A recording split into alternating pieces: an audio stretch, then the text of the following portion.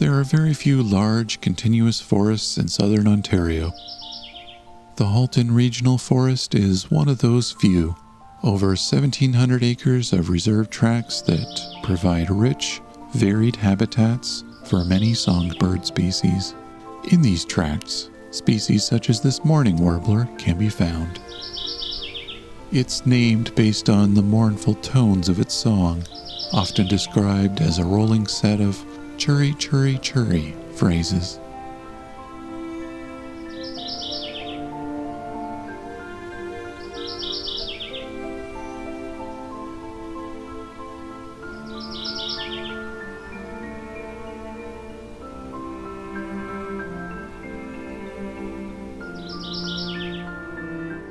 My name is Rob, and this is Songbirding.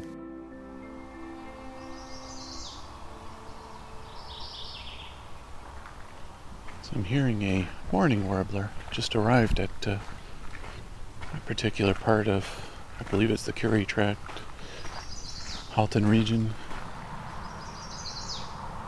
So we've got chestnut-sided warbler and mourning warbler. I'm gonna go walk alongside the road here, see if I can get a view on any of these.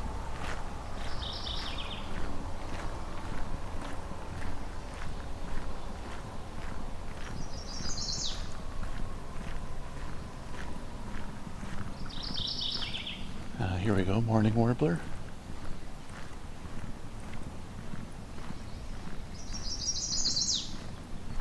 They're chestnut-sided.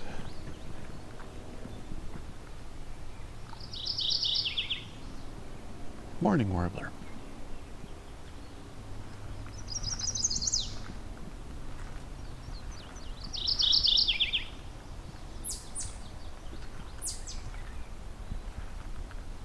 So now that the leaves are out, it's harder to spot these warblers.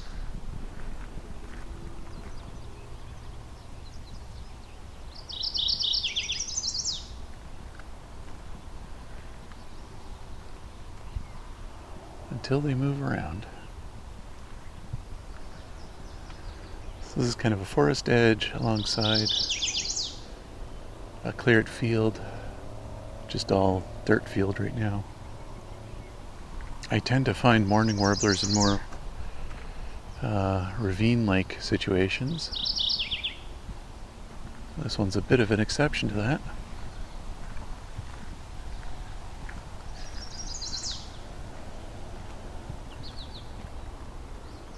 I don't see any obvious ravines this one would be sitting in, but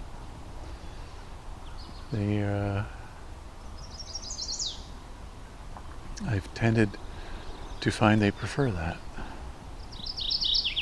So this was an unexpected find.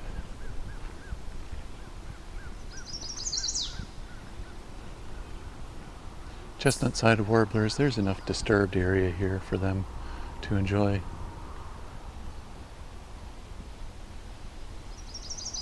It's not often I've come across multiple in one spot so readily. So you think a bird this loud would be easy to find. High up in a tree somewhere here.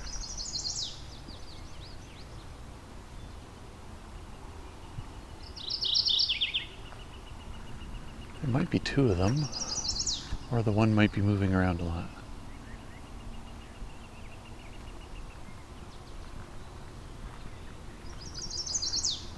Also doesn't help there's a light wind, so a lot of leaves look like they're moving.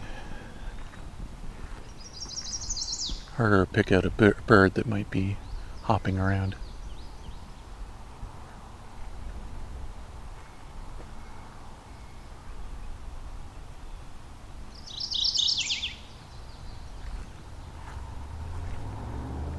Definitely moving some.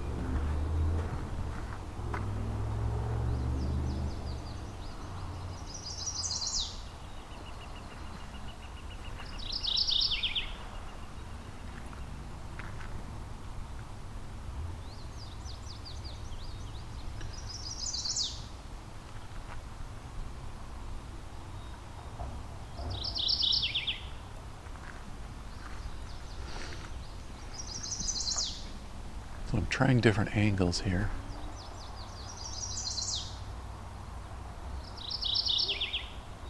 Hoping that at least at some point I'll find an angle where I can understand where this is coming from.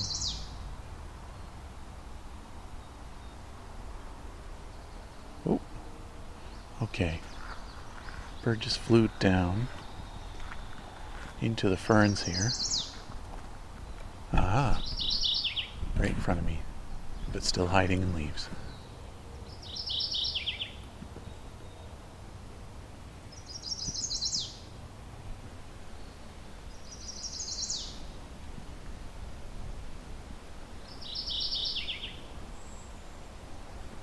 These morning warblers look almost like a dark-eyed junco, kind of with the gray hood, but then it's got a yellow belly and kind of a greenish back, and a bit of black on the chest.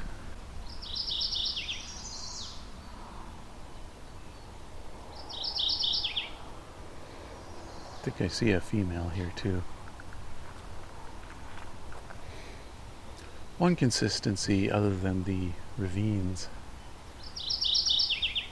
I've seen and I'm seeing right now is there are large ferns here, which is not usual alongside roads in this region, I find. But large ferns are something I've seen in every location where morning warblers are present, so maybe that is something they're also seeking.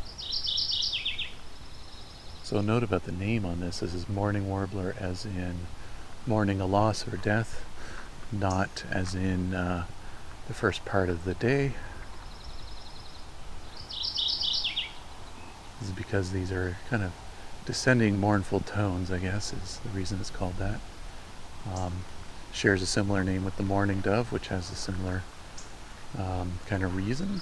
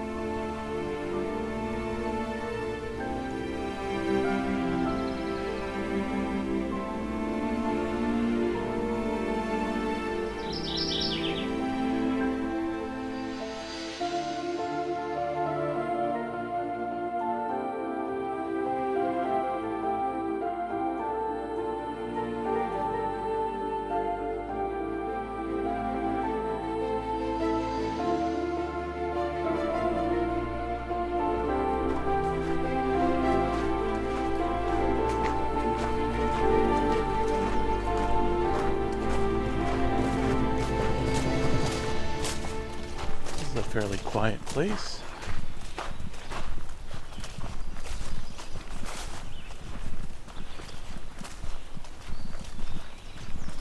Also hearing eastern wood pewee.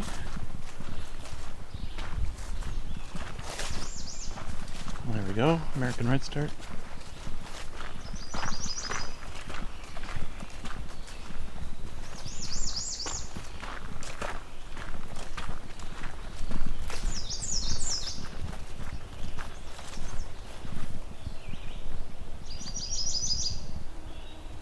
Here we go, I see him right in front of me.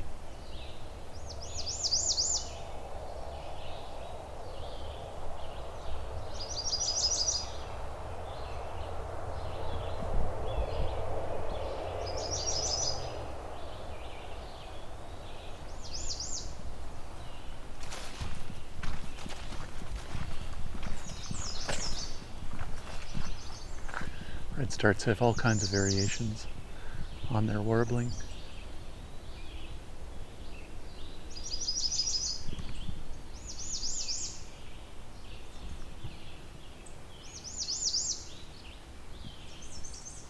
They're a fairly widespread warbler for this region.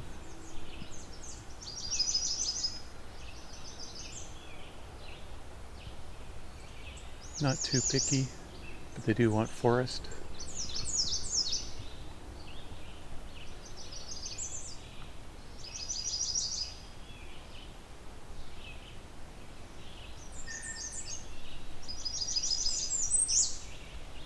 There's one of its more commonly known songs. There it is again. They're fairly friendly warblers. They don't mind getting close to people. They're not skittish.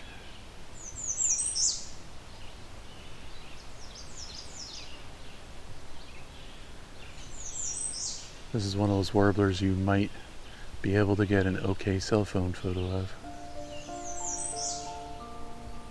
Or at least an identifiable one.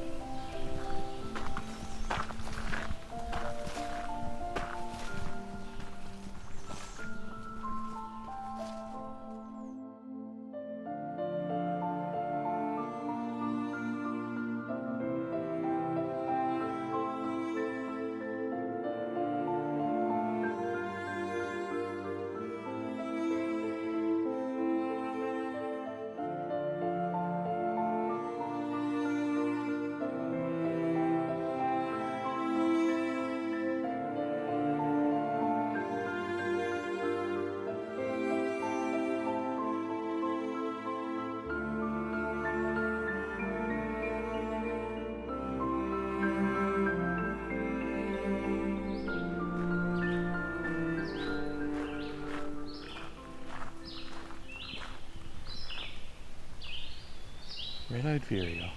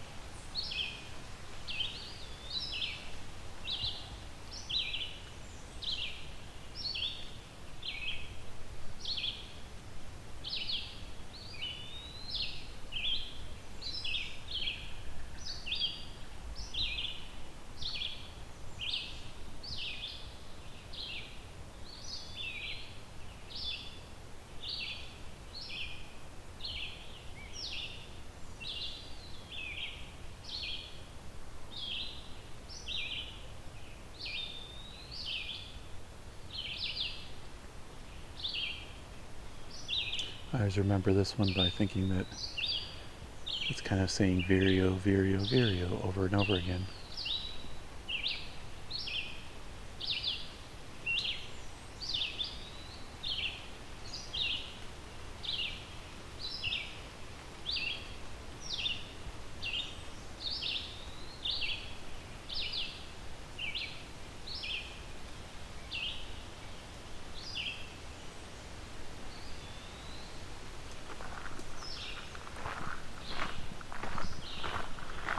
They are a bit of a background sound.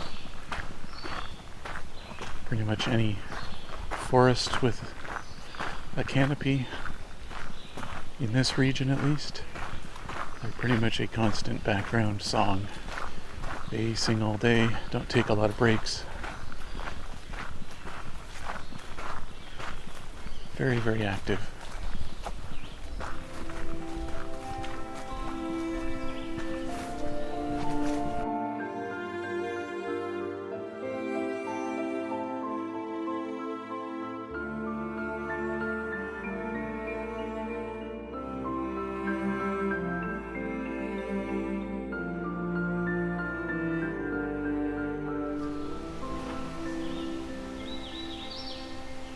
There we go.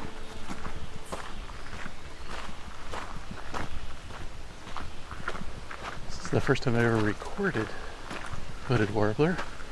Only ever found one once, and it was a bird known by others.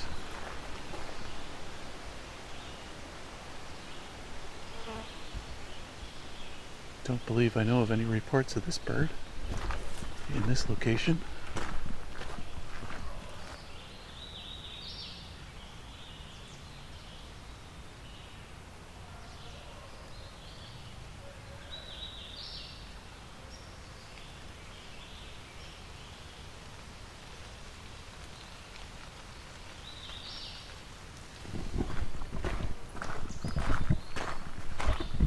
Alright, so I seem to have found a hooded warbler, which is pretty uncommon in this region. And this is a new location for one as far as I know. As of this recording, I haven't really looked it up on eBird, but haven't heard much that I can recall in the past about this particular tract, known as the Mahon tract.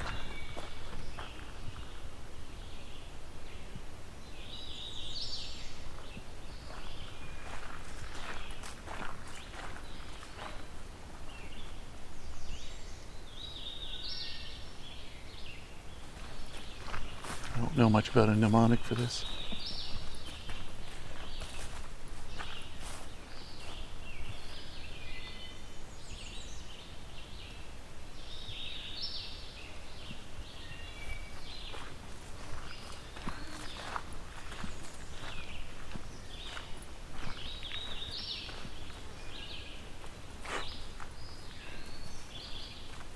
A lot of mosquitoes here. It's a very whistly bird, as you can hear. Fairly short song.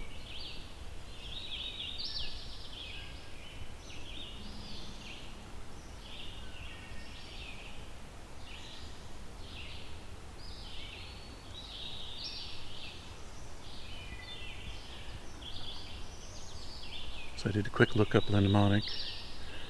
Awita wita wita yo. That makes sense to me.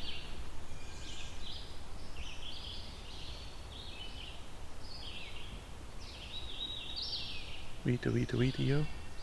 Okay, I can do that. That's a good mnemonic.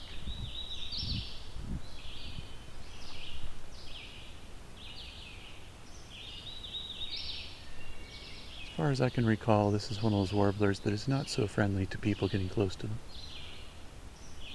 Probably why it's so hard to find them.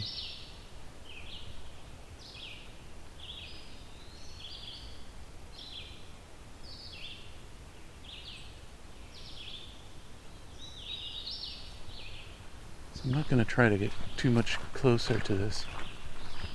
Let's see if I can get a better angle where the vireo isn't as overpowering.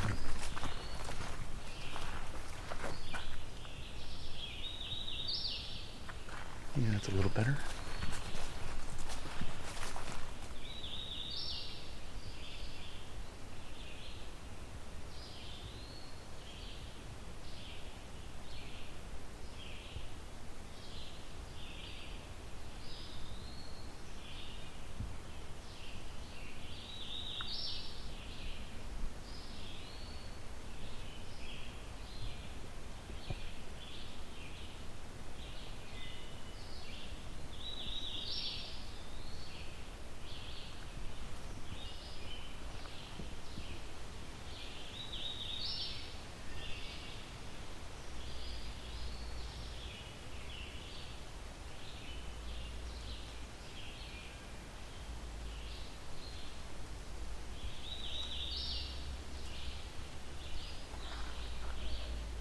This is a bird where it might be unlikely for me to actually see it.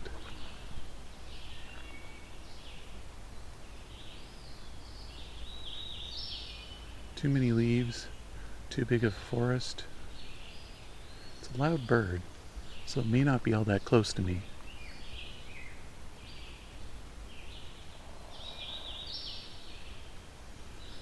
Very songful though. This is it's been non-stop since I got here.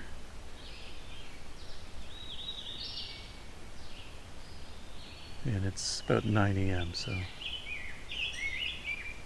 there's a rose-breasted grosbeak now.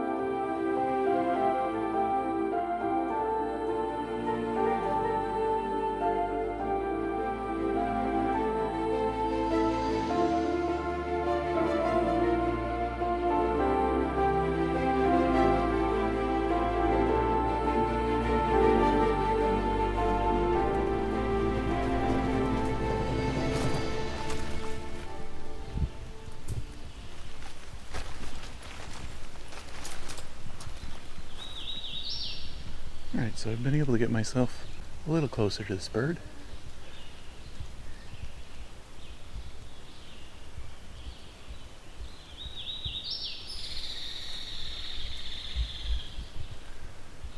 Woodpecker here too.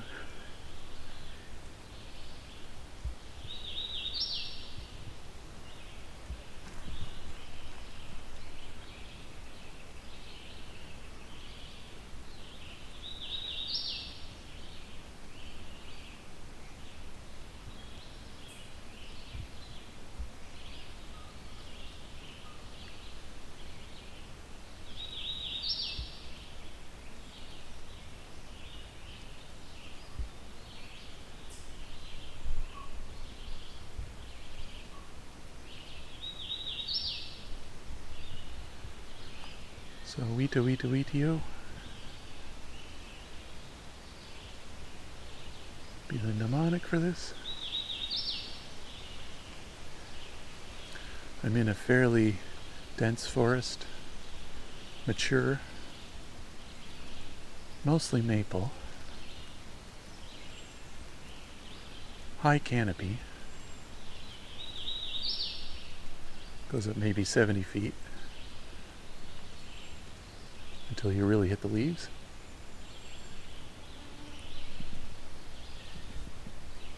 Trees are probably 150, 120 feet, my guess.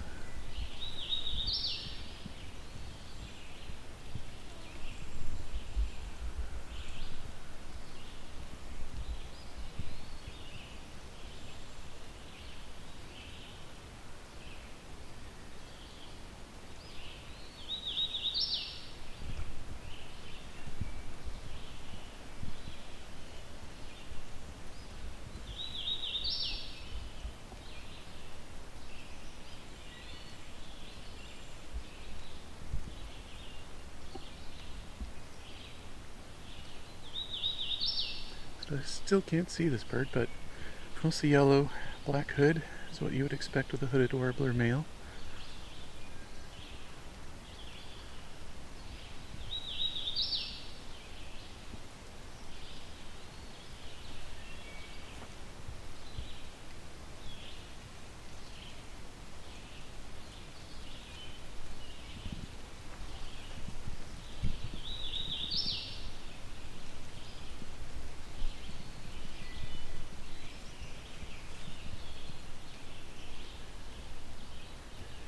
It's a Carolinian species as far as I'm aware, so this extreme north end of the Carolinian range, Carolinian zone of forests is about as far north as it really goes for this species. That's why it's so uncommon in southern Ontario. There's really not much Carolinian forest left.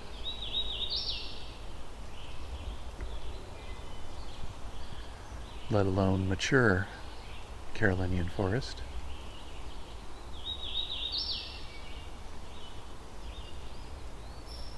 It needs fairly large tracts of land around it that's forested, so it's kind of a perfect spot for it because this tract of forest is connected to several other tracts of forest. Also tend to have one in the Dundas Valley, which is also a pretty huge tract of Carolinian forest.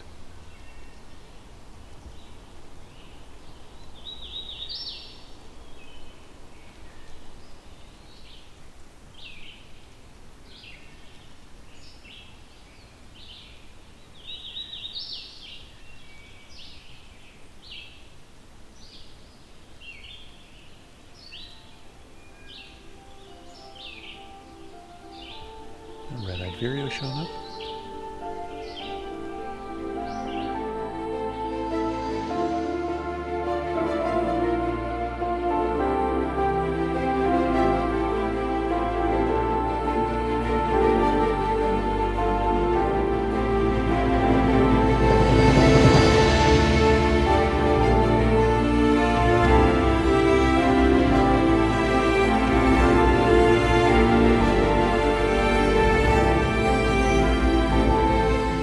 Songbirding on Territory was recorded, engineered, narrated, and created by me, Rob Porter. Cover art and logo design was done by Lauren Halton, and the Creative Commons music is from Christina Bushiashvili. Please see the episode notes for links to both of those artists.